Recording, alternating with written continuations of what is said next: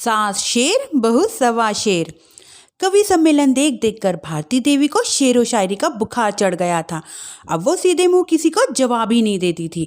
उनका पति उनका बेटा काम करने के लिए बाहर चले जाते थे और उनकी शायरी झेलनी पड़ती थी बहू निशा को। अब सास बोलती नहीं, अर्ज करती थी। संदूक पे रखी संदूक, संदूक में रखे झुमके, बहू झुमके निकाल कर दे मेरे, कहाँ लगा रही है ठुमके। माँ जी, झुमके तो आपको निकाल के मैं दे दूंगी, लेकिन आपके दिमाग से ये शायरी का भूत कैसे निकालूं? छोटे लोग नहीं समझेंगे, शायरी है शौक बड़ा। तू अपने काम से काम रख, मेरे काम में मत टांग अड़ा। शौक अलग बात है, पर हर चीज में अपना शौक डाल देने से जगत जाई हो सकती है सासू माँ। अरे मैं हूँ एक नंबर कलाकार, कोई ऐसी वैसी बला नहीं। तुम घर के कामों में उलझी, समझोगी मेरी कला नहीं।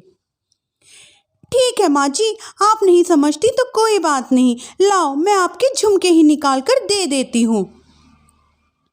बहू सास के झुमके निकाल कर देती है और वहां से चली जाती है। शाम को बहू अपने पति से शिकायत करती है। सुनिए जी, आप माँ को कुछ समझाते क्यों नहीं हो? अरे क्या समझाना है माँ को? अरे अपनी शायरी थोड़ी कम करे ना। अरे तुमको उनकी शायरी से क्या दिक्कत है? अरे मुझे नहीं, पर पड़ोस में सब लोग हंसते हैं, कहते हैं बुढ़ापे में तो लोग सठिया जाते हैं, लेकिन भारती जी तो शायर हो गई है। अरे लोगों का काम तो है कहना, लोगों की बातों का क्या टेंशन लेना। अरे वाह, मैंने भी शायरी कर दी। अरे वाह वाह वाह। देख लो, तुमको किसी ने कहा नहीं और तुम्हारे सामने कोई माँ की बुराई भी नहीं करता, इसलिए तुमको कोई फर्क नहीं पड़ता। अरे तुम खामखा की बात का पतंगड़ा बना रही हो।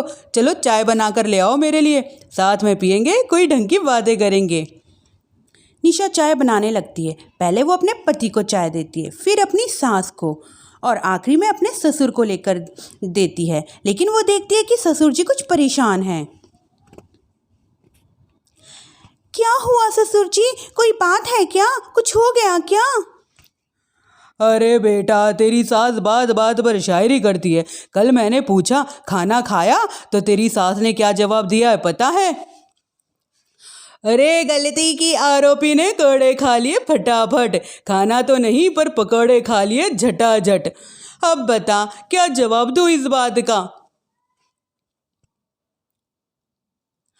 वो तो सभी से शायरी में ही बात कर रही है, मुझे भी नहीं समझ आ रहा कि क्या करूं मैं।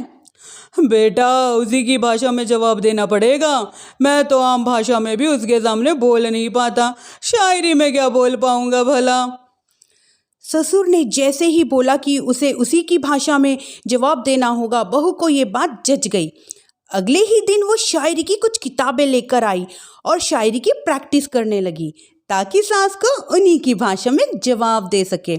उसने दिन रात एक कर दिए। एक दिन सब साथ में बैठकर टीवी देख रहे थे, तभी निशा सबके लिए बिरयानी बनाकर लाती है, पर सास को बिरयानी भाती नहीं। कौवा करता काव काव, चिड़िया बोलती ची ची, इतनी खराब बिरयानी बनाई है कि मुंह से निकले छी छी। बस इसी मौके का तो बहू को इंतजार था, क्योंकि अब बहू को उन्हीं की भाषा में जवाब देने के लिए तैयार थी। माँ जी, हमको ये अपनी बेकार शायरी न सुनाइए, जैसी भी बनी है बिरयानी चुपचाप खाइए। ससुर जी और निशा के पति ने निशा का जवाब सुनते ही जोर से तालियां बजाई। सास ने जब निशा का शायराना जवाब सुना तो उनके गले में बिरयानी अटक गई। बहू ने एक और शायरी का तीर छोड़ा। शायरी में बहू के सामने सास हो जाएगी ढेर, क्योंकि सास मारेगी एक शेर तो बहू मारेगी सवा शेर।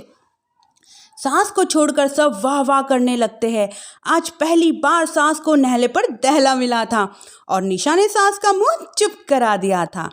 अगले दिन निशा का पति उससे कहता है, अरे वाह, तुमने तो माँ की बोलती ही बंद कर दी, मज़ा आ गया। अब मेरे लिए कुछ खाने को बना दो, खाकर मैं भी काम पर चला जाऊँ। शायरी ही मेरा जीवन है, वही करूँगी जी भर के। नौकरानी रख लो, कोई काम नहीं करूँगी मैं घर के। अरे तुम क्या माँ जैसी हरकतें करने लगी हो? सीधे सीधे बात करो ना। हो गई कल शायरी, रोज थोड़ी ना करोगी। शीशी भरी गुलाब की पत्थर पर फोड़ दो, जो मुझे शायरी करने से रोके उसके कान मरोड़ दो।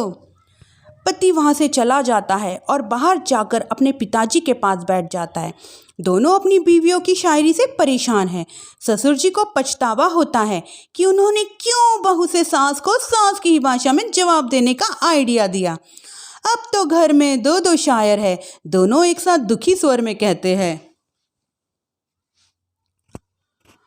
हम दोनों की ही बीवियाँ जब से शायर हो गई, क्या बताए जिंदगी एक फटा हुआ टायर हो गई।